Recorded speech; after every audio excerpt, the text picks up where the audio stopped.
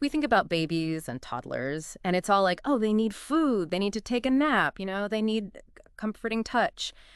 But like, have you ever stopped to consider that they have this whole intricate emotional world that's like developing way before they even have the words to express it? Yeah, for sure. And you think about those like early relationship hiccups, some developmental lags, or even just those like surprising bursts of big feelings they have. It could be rooted all the way back in those early years, which I think is fascinating. Yeah. And that brings us to something I think is super interesting. Parent-child-dyad art therapy. Mhm. It's like a window into this unseen world. Exactly. And for our listener who, wants to efficiently grasp the core of things, we're about to embark on this exploration of how this therapy, this unique type of therapy, actually uses art to strengthen those emotional connections between parents and their young children. And we're going to be diving into this really cool study, pulling out those key insights so you can understand it quickly and be like, wow, I didn't know that. Right. Totally. Our mission in this deep dive, it's based on the research in strengthening emotional ties through parent-child-dyad art therapy interventions with infants and preschoolers. That's from 2002. So we really want to understand how this dyad art therapy works, who it helps, and the really fascinating ideas behind it. And, it's not just like, oh, let's just play with some paint. This is a therapeutic approach that's actually designed for, the developmental stage of young kids and the absolutely crucial role of the parent-child bond. So let's just jump right into it. Where did this whole concept even begin? Well, the person who really developed this is fascinating because she was a mother of 8. Oh, wow. So that's a huge amount of experience. But not only that, she was also very active in parenting groups. She worked in daycare, and she also did academic studies in both psychology and fine arts. Oh, interesting. So this combination of like hands-on experience and also knowledge really deeply influenced her perspective on things. She also worked at the Parents Preschool Resource Center. That makes so much sense that like that blend of real world and like academic would create something like this. And it feels like it's something that emerged as we started understanding more about early childhood mental health in general, right? Exactly. In the last 3 decades, there's been a huge surge of focus on infant and early childhood emotional development in the fields of psychology and psychiatry. And it's a growing awareness of how these early years really shape lifelong well-being. Mhm. And there are organizations like the World Association for Infant Mental Health that really are dedicated to research and finding out more about this area and how to effectively have clinical interventions. So it's like we're understanding babies beyond just their physical growth. Totally. And it's very holistic. This study even points out that you can't really understand an infant without considering their motor function, their language, how they socialize, their temperament, and their environment, especially their relationship with their caregiver. Which brings up the point that babies are so dependent on their caregivers. And the study quotes D.W. Winnicott as saying, there's no such thing as a baby. Yeah, powerful statement. Really powerful statement. It really gets to the core of how a baby can exist without the care of an adult. And so this deeper understanding then started to connect with therapeutic approaches, specifically with art therapy. Right. So research from child psychiatry, particularly things like attachment theory, which we'll get into along with other psychological theories, have started to be adapted and integrated into art therapy. And that's the core of what makes this unique and effective. Okay, so it's built on this foundation of understanding early childhood, the parent-child connection. But what are the actual core principles and theoretical ideas that guide this specific type of therapy?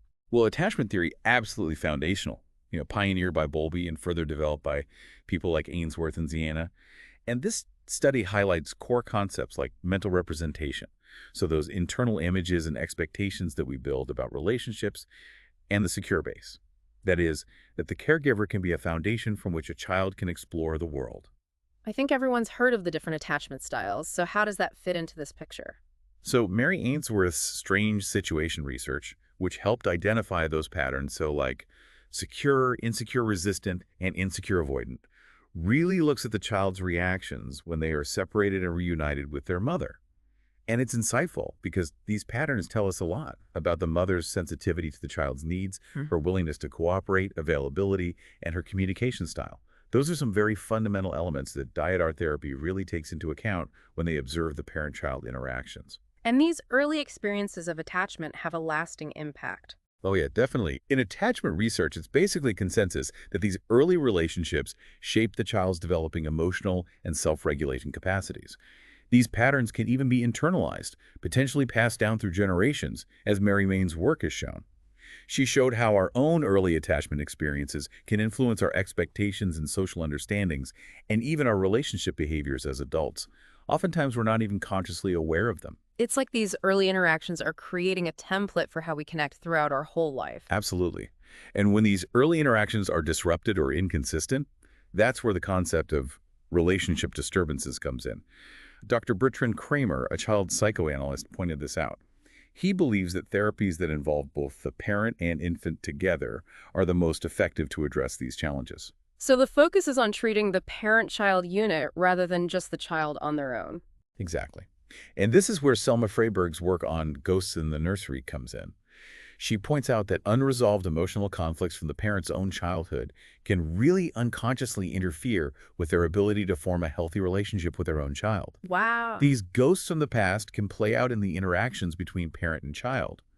Addressing these issues within the therapy dyad is so important for healing that current relationship. It's a powerful thought that the parent's past can subtly shape the child's present. It is, and Elizabeth Muir's intervention called Watching, Waiting, and Wondering builds on this idea, suggesting that the mother's internal world, her own patterns, are reflected in how she interacts with her infant. And so this dyad art therapy provides this space where these internal dynamics for both the child and the parent can become visible and they can be explored. And because so much of this is pre-verbal, it happens before a child even has language, so art becomes a really natural way to access and express these things. Totally, yeah. And that's why the controlled use of materials in dyad art therapy is important, because it facilitates expression but doesn't overwhelm the child with too much sensory input. It also seeks to prevent what Kramer called chaotic discharge. It's that overwhelming release of energy, but it doesn't have form. And when we're dealing with young children, that's especially important. Okay, so the theory really emphasizes these early relationships and the power of nonverbal communication. But how do therapists actually interpret and understand the art that these very young children create? Because to, somebody who's not trained, a lot of it looks like just scribbles and smudges. That's a great question. The study talks about some of the key figures in child art research, and they provide some good perspectives on this. So, Joseph H. DeLeo said that children draw what's significant to them.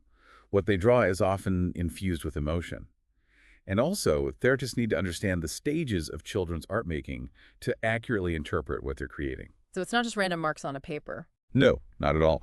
Arnheim differed slightly, suggesting that children draw what they visually perceive, but others, like Grosinger, said that even those early scribbles have meaning. He called them primal skein and primal cross, and he even advocated for drawing with both hands simultaneously as an important form of early expression. That's fascinating that even those seemingly random scribbles are a form of communication. Totally. Florence Kane described those precursory activities like scribbling and smearing as developmental stages leading up to more representational art. She also talked about the need to help children find form in their expression to prevent that chaotic discharge. And Victor Lowenfeld, an art educator, felt that art education had an inherent therapeutic quality because it was based on the child's sensory, emotional, and visual ways of understanding the world. So what are therapists looking for when they observe a child making art in this context? So they observe things like the child's level of absorption and focus, how much energy they use, how they manipulate the materials, their overall attitude, the tempo of their work, any body movements they make, what they say, even if it seems unrelated, and also any changes or developments in their art or behavior over time.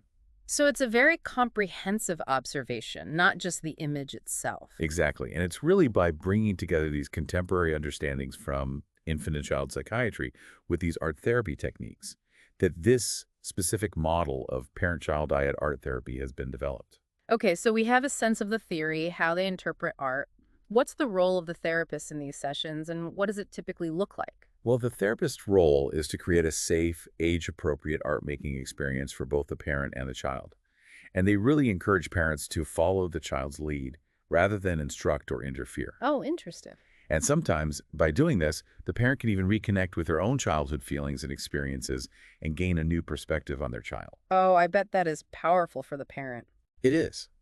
And the study points out that using non-traditional art materials can be quite evocative for parents. For example, cornstarch has a texture and feel that a lot of parents associate with baby powder. Oh, sure. Which brings up these early tender moments of caring for an infant. Or even the mixing of flour and food coloring can bring up memories of feeding experiences.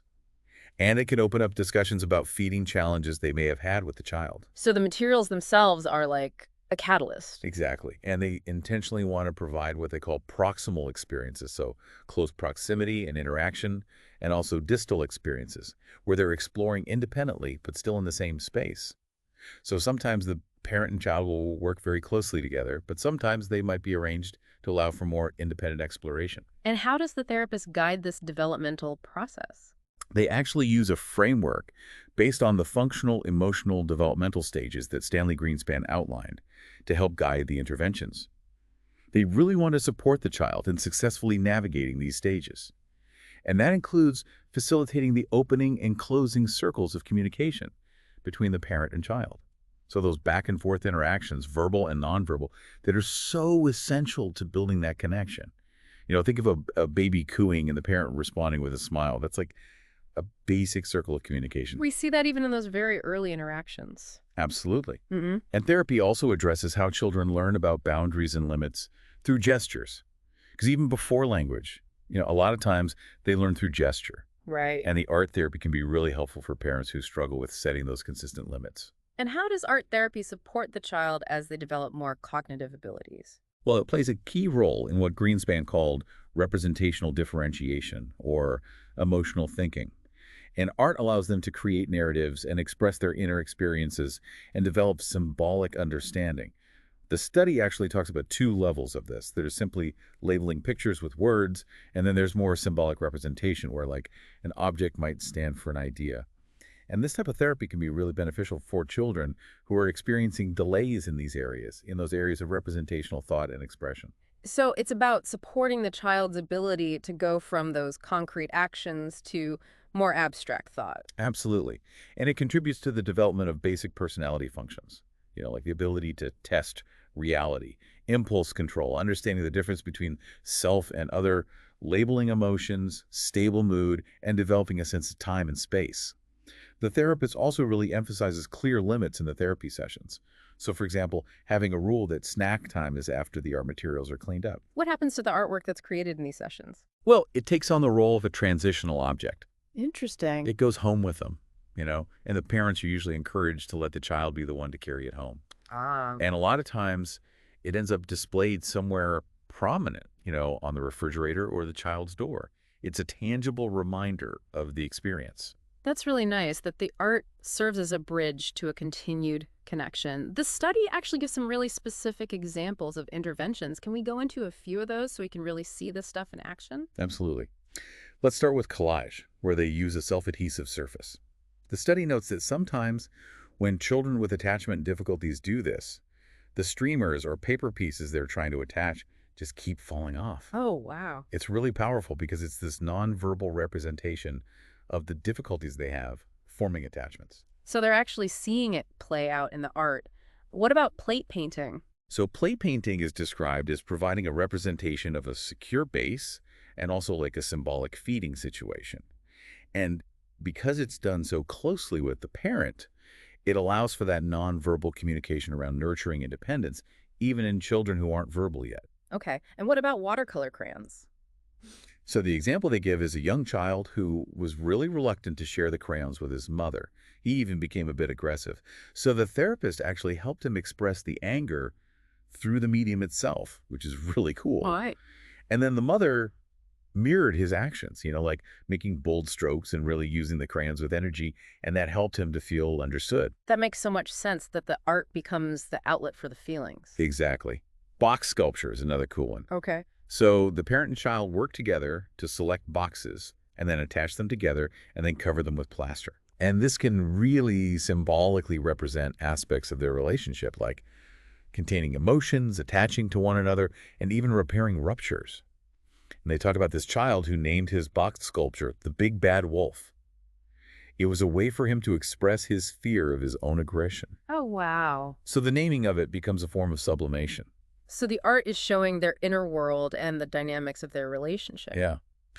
Clay hand building also offers a lot of opportunity for exploration.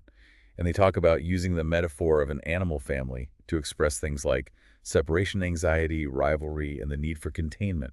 They talk about one little boy in foster care, and before making any animals, he meticulously made a container. It seemed to reflect his need for security. Another dyad created a family of sleeping dragons, but the child struggled to name all the family members. Oh. It hinted at his confusing experience of being in multiple homes. It's incredible how art gives a voice to these complex experiences, especially when children don't have the words yet. Exactly. Hmm. And then there's the pretend aquarium. They work together to create it. And the types of fish that they choose, like, are they mild goldfish or are they sharks? Right. And what objects are they putting at the bottom? Yeah. And it reveals a lot about their communication and interaction style. And they actually had one dyad that at first made this really chaotic underwater world with sunken ships and sharks, Oh my God. reflecting their tension, right? But later on, after they worked on communication, they made another aquarium with a mermaid and goldfish. It really showed the shifts in their connection. That's beautiful. They're actually seeing the progress in the art. It is. And even simple activities like attaching objects to a surface. Hmm. If the objects keep falling off, it can represent attachment issues. Wow. Or the way a child might attach a ribbon using tape can show their anxiety around separation. They give the example of this child who had been separated from their parents, and he used the activity of building a house to symbolically reconstruct that painful event. It's like he's rebuilding his sense of security. Exactly. And then there are those tactile experiences like playing with goop, which is a mix of ingredients, Yeah. or baking muffins together. It's a way to strengthen the bond. In one instance, they actually used the baking of muffins and a calendar to help a child manage their separation anxiety when his mom had to go on a work trip. That's really amazing how these everyday activities can have such an impact. Absolutely. And then they talk about children in foster care and how they used collages with images of kites because the kite symbolized freedom and attachment. And they used sponge prints to represent the foster family. Interesting. It was a way for them to process those feelings of belonging. Even finger painting, that messy, tactile experience, can be really good for children with sensory sensitivities. Hmm. And then they talk about clay in the battlefield. One child was allowed to act out aggression in the clay, so it became this outlet for intense emotion. Right. And then there's this one example, it seems incidental, but they were sharing tea and cookies, and this really fostered connection with one particular dyad that was struggling. Wow. So it really drives home that this therapy isn't about making pretty pictures. It's about using art as a language. Now, the study also emphasizes the parent as a crucial partner in this. How has that evolved over time? There's been a huge shift towards recognizing parents as direct participants. They're not just observers. Right. The study specifically mentions fathers groups, where they provide information about child development and reinforce the emotional ties between the father and the child. But most importantly, they create a space for the fathers to share their experiences. That's fantastic. We need to get dads more involved. Totally. And there are also parent-child interaction groups that focus on strengthening attachment, promoting positive interaction, and enhancing the parent's understanding of their child's needs. It's about empowering the parents. Absolutely. They even talk about integrating the dyad art therapy into preschool playgroup psychotherapy. Oh, interesting. It's partly to address the potential for parents to feel envious or abandoned when their child goes off with a therapist. Oh, yeah, that makes sense. So by including the parent in the art therapy, they feel like active partners. And then they talk about these groups specifically for divorced mothers and how the art therapy actually provided a lot of information about the parent-child interaction, but in a nonverbal way. Yeah. And, ultimately these sensory tactile activities help the parents to interact at the child's developmental level. They can even recapture their own development a little bit. That's really cool. Now, the study also talks about this connection between sensory stimulation, art making, and brain development. Tell me about that. Oh, it's really interesting. Early sensory experiences have a huge impact on the wiring of the brain. It affects everything from language to emotional processing to social skills. Right, we hear so much about how important those early sensory experiences are. Exactly. And the study points out that children in high-stress environments often have high cortisol levels, that stress hormone. And they have difficulty with things like inhibitory control and attention. This just underlines how important that consistent, responsive caregiving is. Touching, talking, singing to your babies and toddlers. And the research shows that the quality of a mother's own attachment style can actually predict her infant's attachment. So it comes back to those foundational experiences. It does. They also talk about this Chapman art therapy treatment intervention. It uses kinesthetic activity, like large motor scribble drawing, to stimulate images in the brain and release tension. Interesting. So the physical movement actually activates the limbic system, the brain's emotional center, can lead to a release of feeling. So it's not just a psychological process, but a neurobiological one too. Exactly. Those early emotional experiences are structuring the brain. That's what Stanley Greenspan always emphasized. And art therapy, especially in this diet, can play a role in supporting that development. And the study talks about Winnicott's transitional phenomena and the transitional object. What does that mean in this context? Well, Winnicott talked about how infants and young children will use comfort objects, like a blanket, or behaviors, like thumb sucking, to cope with separation. Right. So in this type of therapy, the artwork itself can become a transitional object. It holds both the child's and the parent's emotional world. The therapy group itself also acts as a transitional space. It's a safe space for exploration and growth. Absolutely. And the study points out that just negotiating attention and engagement in those early interactions is a foundational stage of communication. Right. Difficulties in this stage can actually underlie later problems with sleep, eating, and behavior. So the art therapy provides a structured way to support those early communication skills. And how does this therapy adapt as the child develops? Well, they touch on Greenspan stages of emotional development, from self-regulation to attachment to organizing sensory experiences to developing initiative and then to representational thought. And so they use cause and effect experiences to help the child move through these stages. Okay.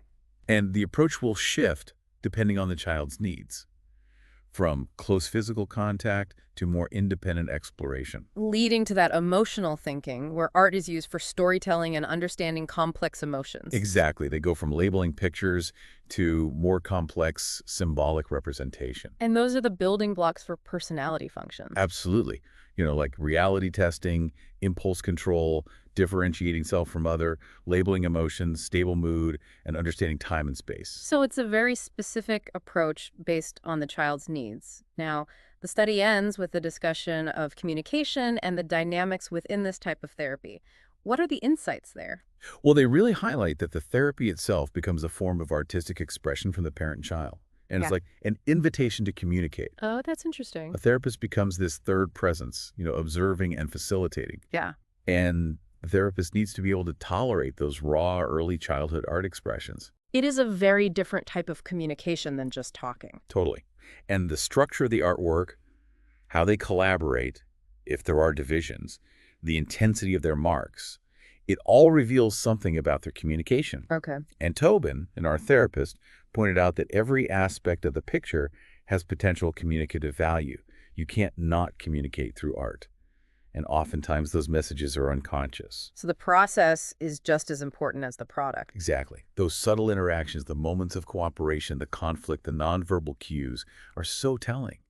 And the therapist has to be very aware of their own reactions, their countertransference, how are they feeling in response to the diet. And everything about the child, their personality, their abilities, their temperament, the parent's ability to be supportive, it all becomes clear. And they emphasize how important structure is to prevent chaotic discharge. Wow. So it's really multifaceted, even if it looks simple. So what are the key takeaways for our listener? I think the most important points are about recognizing the power of art as a language, especially for those pre-verbal years. Yes.